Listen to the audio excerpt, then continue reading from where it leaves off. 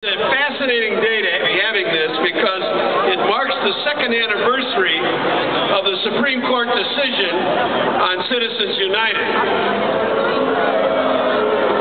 It's also the day when you're going to see the effect of Citizens United in South Carolina. And it has overturned a century of common sense campaign finance laws and has allowed unlimited corporate and special interest donations into our political campaign. Two years ago, these gentlemen over here, the Supreme Court unleashed the floodgate of corporate money on politics in this country in a way that never has happened before. And its corrupting influence is going to be seen in this campaign more than any in our lifetimes. Even this lady down here, I didn't catch her name, but she's 99 years. Even in her lifetime, it's never been this bad. Now, while corporations are already funneling their untold millions into secret cash and super PACs to hold their sway, the real people in America are standing out in the squares all over this country, and there is a movement beginning to change that.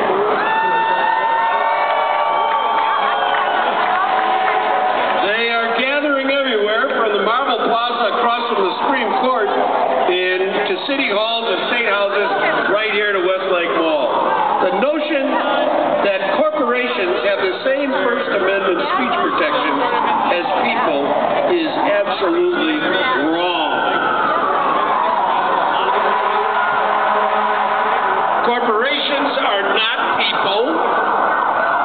They don't attend our schools and breathe our air and drink our water.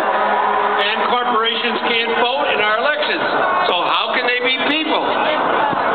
But the court in Citizens United ruled that they have the same free speech rights, meaning they can spend as much money as they want to blow your eyes out on television and make you unload your mailbox every day with tons of mail because they've been given that right by the Supreme Court. And it is absolutely corrupting the entire process. The result is that concentrated wealth, now known as the 1%, has been given an even larger megaphone to speak and shape what's going on in elections. Just think for a second. In 2000, the corporate tax rate was 27% higher. It's been reduced over that period of time, and the profits in corporations have gone up 60%. Don't you feel sorry for people making more than $1 million? Now, over 2 million, since 2000, 12 million Americans have lost their health insurance. Since that time, 12 million Americans have slipped from the middle class into poverty. Now, what kind of America do we live in? What kind of America do we want to live in? What has happened to the concept of the common good?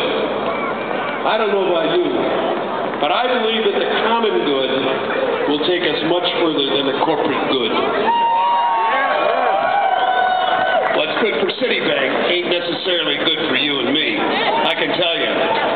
And what can we do about it? Well, we can wait and hope the Supreme Court will reverse its decision, but that can't be the center of what we think about. In addition to seeking and supporting moderate judicial appointments, we must pursue fresh efforts to blunt the impacts of Citizens United. One possibility is a constitutional amendment that would overturn this rule and take away their personhood, if you will. I co-sponsor that in the United States Congress, and you ought to be talking to every member of Congress you have access to about this issue.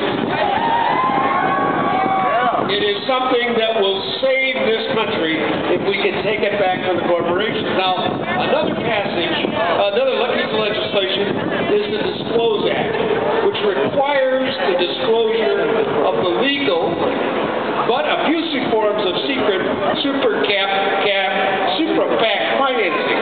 I'm a co-sponsor of that act as well.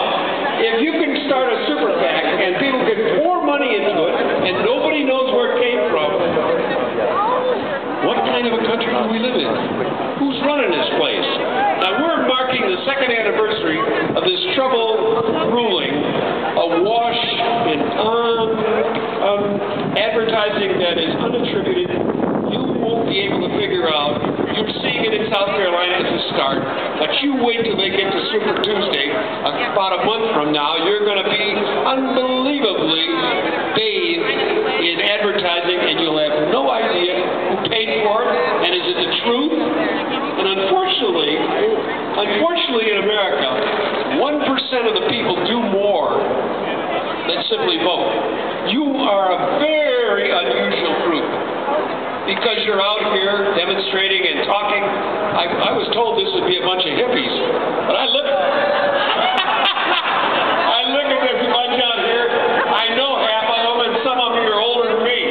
So I know this isn't just a bunch of kids in the street who don't have anything else to do. There's a lot of people here who know what this society is about, have participated in it, and this is going to change this election if we get together and work. Last year in Washington State, for the first time, you'll have to navigate super PACs. And the only antidote to that is public financing. And just think about this for a second. I'm running for Congress. I'll probably get about 150,000 votes. If every one of those people gave me $10, that'd be $1.5 million. Way more than I need to win. But the fact is that if you were to give $10 or $15 or whatever to the candidates you care about, pick them out and give them that kind of money. Some people say, well, $10 doesn't mean anything. It's nothing. When you add it up to 150,000 contributions at $10, it's a lot of money, and you can have the controlling interest in an awful lot of congresspeople and state legislators and governors and attorneys general if you take the time to organize that kind of public financing. Now, I've pledged my life to fighting for the common good. I can't see any other reason to be in public office except to push for what affects the people on the bottom. The people up there in that building on the top floor, we don't have to worry much about them. They'll probably be able to take care of themselves. I don't think Mitt Romney is going to miss a meal if we don't have it, we tax somebody above $250,000, or if we lift the cap on Social Security. If we lift the cap on Social Security, the whole thing would be financed for the future. Why should people like Mitt Romney have a holiday on his Social Security after he gives tax? Well, he doesn't even pay any, because he's living on unearned income. That's what investment income is, unearned. Earned income is what you get in your paycheck, and you pay Social Security, you pay Medicare on it, but he doesn't. So the fact is that we're going to get a president who is, we're going to have a candidate opposing our president, and we have to do everything we can in this election to make sure that we re-elect Barack Obama, but we also change the political process. We got to take the money out of the process. You can't let only rich people control this country. It will never be fair. The inequality, the social inequality, the economic inequality will only grow if we don't succeed in this election. So I'm here to stand with you, and I want you to work all the way through this campaign. Don't stop until November, whatever it is, at 8 o'clock. Make sure you get everybody out to vote that you know, and make your voice heard in as many places as you can. Thank you. Mic check.